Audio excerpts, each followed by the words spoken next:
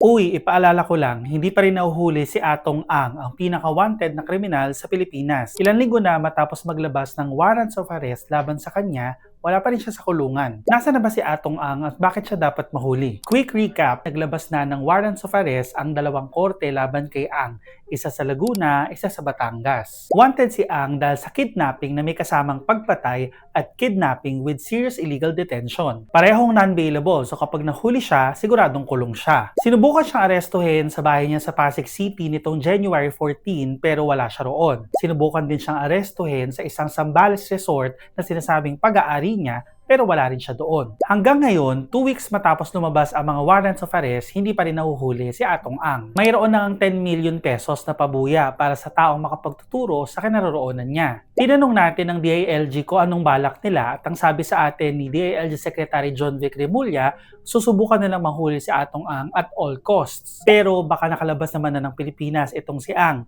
Ang sabi ng Bureau of Immigration, wala raw record itong si Ang na nakalabas ng Pilipinas. Sinabi yan mismo ng Bureau of Immigration sa Rappler. Paalala ko lang, si Ang ang tinuturong mastermind dito sa pagkawala ng mga sabongero. Ayon yan mismo sa dati niyang tauhan at kanang kamay na si Julie Patidongan. Si Ang din ang may-ari ng Lucky 8 Star Quest, ang lugar kung saan huling nakita ang ilang nawawalang sabongero. And later, lumabas sa investigasyon ng mga tauhan nitong Lucky 8 Star Quest ang nasa likod ng mga kidnapping. Kaya importanteng mahuli si Ang dahil siya ang pinakamalaking pangalang dawit dito sa Missing Sabongeros case. Hanggat di siya nahuli, walang usad yung kaso laban sa kanya. Additional delay na naman bago maabot ang hustisya. 2021 nagsimulang mawala ang mga sabongero.